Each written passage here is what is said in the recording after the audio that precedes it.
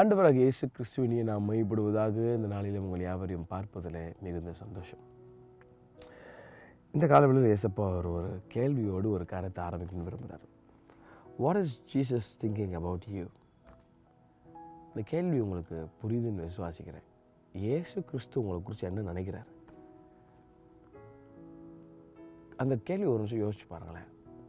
What is Jesus thinking about you presently, currently? இயேசு கிறிஸ்து இந்த உலகத்தில் வாழும்போது he was 100% man, he was 100% God. அவர் இப்போ ஞானஸ்தானம் எடுக்க போகிறார். அவருக்கு ஞானஸ்தானம் அவசியமே இல்லை தான். பட் ஸ்டில் நமக்கு முன்மாதிரியாக இருக்கணும்னு சொல்லி ஞானஸ்தானம் எடுக்க போகிறாரு. அப்போ அங்கே ஜான் தி பேப்டிஸ்ட் இப்போ ஞானஸ்தானம் எடுத்துகிட்டு இருக்கிறார் எல்லாருக்கும். யோர்தானுக்கு பாவிகள் மனம் திரும்ப அந்த இடத்துல வந்தாங்களாம். இப்போ இயேசு கிறிஸ்து அங்கே போகிறாரு. யோவானுக்கு ஒரு பெரிய ஷாக்கிங்கு. யோவான் அங்கே சொல்கிறார், நான் சொல்கிறது எல்லாம் மத்தேயு 3ஆம் அதிகாரத்தில் இருக்குது. இப்போ ஜான் அங்கே இயேசுவை பார்த்தோன்னே சொல்கிறாரு, ஐயா நான் உங்களால் ஞானஸ்தானம் பண்ணணும்னு ஒரு முறை, இப்போ நீங்கள் என்கிட்ட எடுங்க, இது என்ன கதை இது அப்படின்னு போது இயேசுவை சொல்கிறாரு, எழுதியிருக்கிறபடி நடக்கட்டும்ப்பா, இப்போ அப்படியே போகட்டும் அப்படின்னு சொல்லி அவர் ஞானஸ்தானம் பெற்று கரை ஏறின போது வசனத்தை உங்களுக்காக வாசிக்க விரும்புகிறேன். மத்தேயு சாப்டர் 3:17. அன்றியும் வானத்திலிருந்து ஒரு சத்தம் உண்டாகி, இவர் என்னுடைய நேசகுமாரன், இவரில் பிரியமாக இருக்கிறேன் என்று உரைத்தார். காட் த ஃபாதர் சன்னை பார்த்து அவர் என்ன நினைக்கிறார்ன்றதை சொன்னார். இன்றைக்கும் இந்த காலையில் சத்தத்தை கேட்டுக்கொண்டிருக்கிற அன்பு ஊழியரே, அன்பு வாலிபனே, அன்பு வாலிப சகோதரியே, அன்பு குடும்பங்களே, what is Jesus thinking about you? அப்படி ஒரு பெரிய கேள்விக்குறியாக இருக்குல்ல. What is Jesus thinking about you? ஆண்டவர் குறித்து என்ன நினைக்கிறார்? அது பெரிய சிந்திக்க வேண்டிய ஒரு காரியம். நம்ம நிறைய நேரத்தில் நினச்சிட்டு இருக்கிறோம், நான் பர்ஃபெக்ட் சார், எனக்குள்ளே எந்த குறையும் இல்லை சார், நான் ரொம்ப கரெக்டாக இருக்கேன் சார். இல்லைங்க, நம்ம நிறைய மாறணும். பேசுகிறேன்னா நிறைய மாறணும், தினந்தோறும் மாறணும். புதிய ஏற்பாட்டில் இருக்கிறனால, நியூ கவர்னண்ட்டில் இருக்கிறனால ஆண்டவர் ஆஃப்டர் ஃபினிஷ்ட் ஒர்க்னால எல்லாத்தையும் இல்லைங்க, கண்ட துருபதேசத்தெல்லாம் உட்காந்து கேட்டுட்ருக்கூடாது. கடைசி நாட்களில் பொல்லாத பிசாசு வஞ்சித்து கொண்டிருக்கிற துருபதேசங்கள், ஆமாம், தங்கள் மேலே தீர்க்க தரிசன அபிஷேகம் இருக்குது, தங்கள் மேலே எல்லாம் இருக்குதுன்னு சொல்லி, வரங்கள் இருக்குதுன்னு சொல்லி இந்த போர்வையை போத்திட்டு சுற்றிட்டு இருக்கிற ஒரு கூட்டத்துக்கு பின்னாடி தயவு செய்து போகாதபடி எச்சரிக்கையாக இருக்கணும். மிக கவனமாய் உங்கள் பிள்ளைகளை சரியாக வழி நடத்துங்க.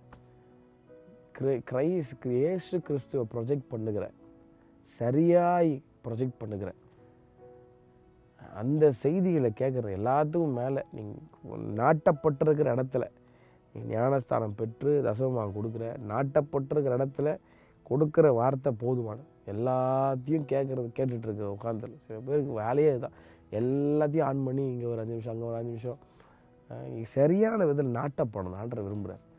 இங்கே ஓடுறது, அங்கே ஓடுறது, எல்லா இடத்துக்கும் ஓடுறது, போகிறது தப்பு இல்லை. பட் கவனமாக இந்த டிசர்னிங் ஸ்பிரிட்டோட சரியான, இன்னைக்கு பொல்லாத பிசாசு வஞ்சித்து கொண்டிருக்கிறான். ஆமாம், அவங்க மேலே ஒரு ஆட்டுத்தோலை போட்டி கொண்டிருக்கிற கள்ள ஊழியர்கள் இன்றைக்கி நிறைய எழுப்பிட்டாங்க. ரொம்ப ஜாக்கிரதையாக. அதனால தான் ஆண்டவர் சொன்னார், அவர்களுடைய கனிகளாலே அவர்களை அறிவீர்கள். ஆண்டவர் ரொம்ப ப்ரில்லியண்ட்டாக சொன்னார். ஏன்னா பிசாசும் வல்லமை செய்கிறான், பிசாசும் அற்புதம் செய்கிறான், பிசாசும் ஹீலிங் நடக்குது, ப்ராஃபஸி சொல்கிறான். நான் யாரையும் குற்றப்படுத்தணும்னு சொல்லலை. ஆனால் ஆண்டவர் பாருங்கள், ரொம்ப நீங்கள் எப்படிப்பா ஆண்டவரை இப்போ கண்டுபிடிக்கிறதுன்னு ஆண்டவர் சொன்னார், அவருடைய கனிகளாலே அவர்களை அறிவீர்கள். என்ன கனி? கலாத்தியர் 5ஆம் அதிகாரத்தில் இருக்குது கனிகள். அந்த கனிகளாலே அவர்களை அறிவீர்கள். அப்போது ரொம்ப கவனமாக இந்த கடைசி நாட்களில் ரொம்ப கவனமாக சர்ச், ஐம் ரெக்வெஸ்டிங் யூ பெற்றோர்களே, உங்கள் பிள்ளைகளை சரியாய் அவங்க என்ன பார்க்குறாங்கன்னு தயவு செஞ்சு நீங்கள் வாட்ச் பண்ணுங்கள். டியர் பாஸ்டர்ஸ், சரியானதை போதிக்க ஆண்டவர் நமக்கு ஞானம் தருவாராக.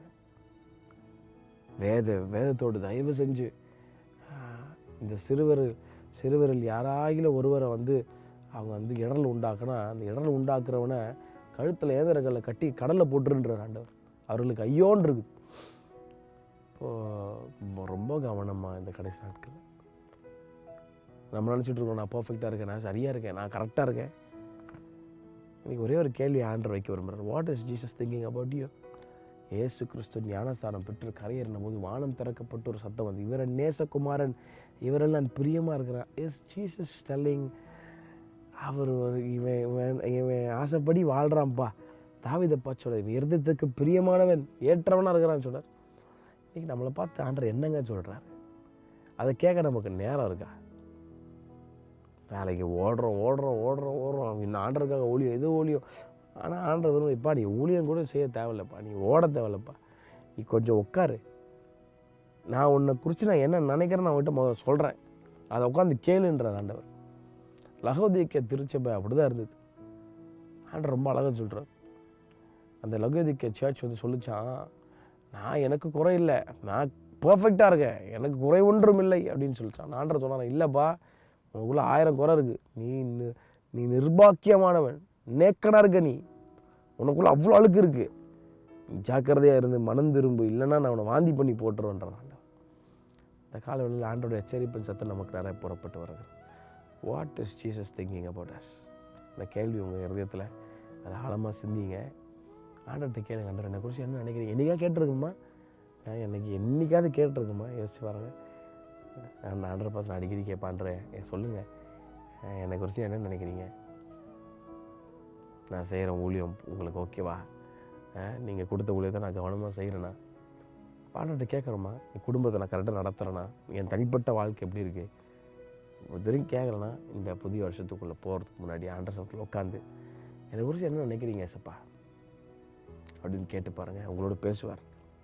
மனம் திரும்பவும் ஆண்டருடைய வருகை மிக சமயமாக இருக்குது. கர்த்தர் தாமே உங்களை யாரும் ஆசீர்வதிப்பாராக. ஆமென்.